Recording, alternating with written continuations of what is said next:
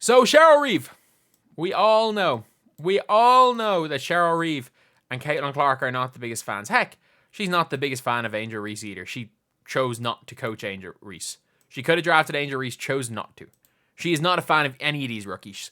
She's not a fan of these young players. She is the old school coach, but again, she's probably the best of the old school coaches. And if you want to see Caitlin Clark take down Cheryl Reeve again for the third time, subscribe. We're trying to hit 27.6 thousand subscribers as soon as possible. But this is not the same team that Cheryl Reeve had. This is not the same team that Indiana faced before the Olympic break. This team that Cheryl Reeve has, it's different. It's very, very different.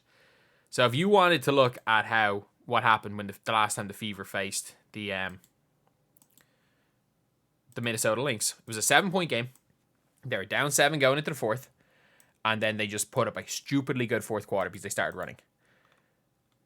This was a team that had an 8-man rotation.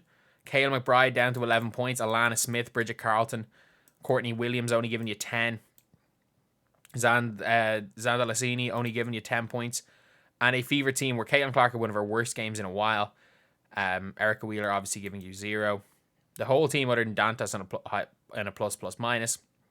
You had 21 from Kelsey Mitchell. You had Leah Boston having a good game too. So this was a kind of battle. This wasn't the greatest game. But you see right here, no Fee Collier. You have got no Nafisa Collier. And if you're watching them play the Aces right now, it's halftime. 1-point game. You've still got Bridget Carlton, but now you've got Fee. Fee has 15 in the first half. She's averaging 20 and 10. You add her to a team that nearly beat them last time. And not only that, you have added Maisha Hines-Allen, who is one of the best bench bigs in the entire WNBA. You might be saying, oh, she's only playing like a couple of minutes. She had 8 points in her last game against the Aces.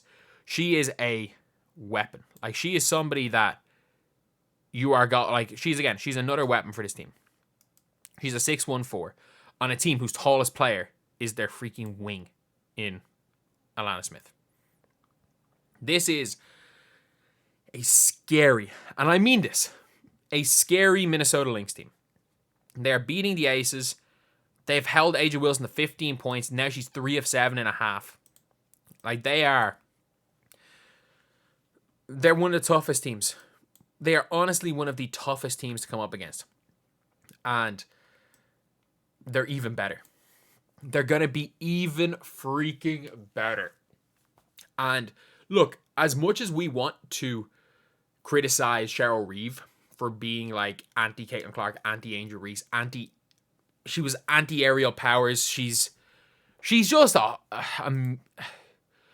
she's just not a person that I think a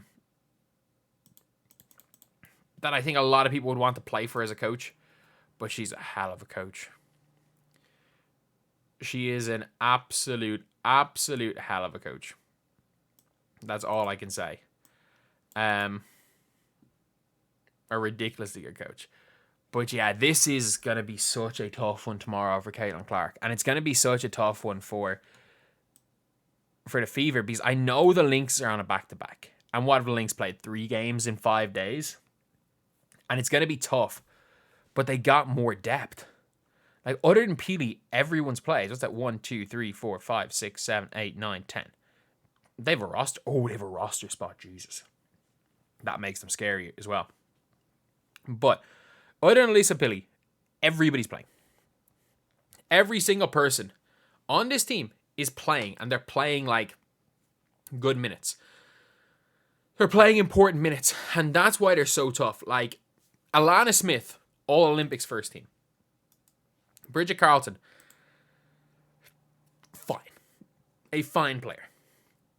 But Fee is the X factor. She is arguably the second best player in the W. She's one of the 2 founders of Unrivaled. Fee Collier is somebody who I genuinely think should be in an MVP conversation. Like, there's no reason why she shouldn't at least be in that conversation. Because she's that level of player. Because her teams, especially if they beat the Aces today, when they're up at the half, they beat the Aces today. If you want to look at their team's records, they are quite a bit ahead. Like, have they lost 8 games? Like, if they beat the Aces today, and the Aces are 17-11, and they're 21-8, like, they go 3.5 games above the Aces. And to say, like, oh, but the teammates are better. She doesn't have a Kelsey Plum. She has 2 other Olympians, 2 that didn't make, that were both from other countries. Like Kayla McBride wasn't playing like an all-star, but she's really dipped. Kayla McBride is really dipped. Even coming up towards the all-star break, she was starting to dip quite a bit in points. See, she had like a 27 to 30 point game. Oh, I'm wrong. She had 30 against Atlanta. But it was, again, like a 9, 8, 11. Then she would have a good game. She would have a bad game. Like, a bit of an inconsistent player. But again, someone who for a while was shooting over 50% from 3. To start the season, she was like stupidly hot to start the year. So, it's not going to be an easy one for Indiana, especially for a team coached by Cheryl Reeve. They're going to play really good defense. They're going to play good offense. They are going to be one of the best disciplined teams I've seen. They're like one of the most disciplined teams on the offense and defensive end. And yeah, it's going to be such a tough one. This is one of those games tomorrow where I'm like, if the Fever win, no, they are legit. They are legit contenders. Screw everyone other than the Liberty. The Fever are in that conversation for potentially scraping their way to the final, especially if they don't end up as the 8th seed. But I'll say it. I don't think the Fever win tomorrow. I think they could. I just think this Lynx team has too much. They got too much chemistry. They've played together too much. They've got too much like vets. They play too well together. They're too well coached. They're too well drilled. They play defense. They play offense. Their ball movement's too good. They are the pinnacle of what the old WNBA is.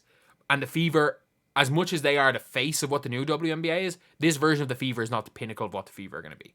I think the Fever are going to be champions very soon.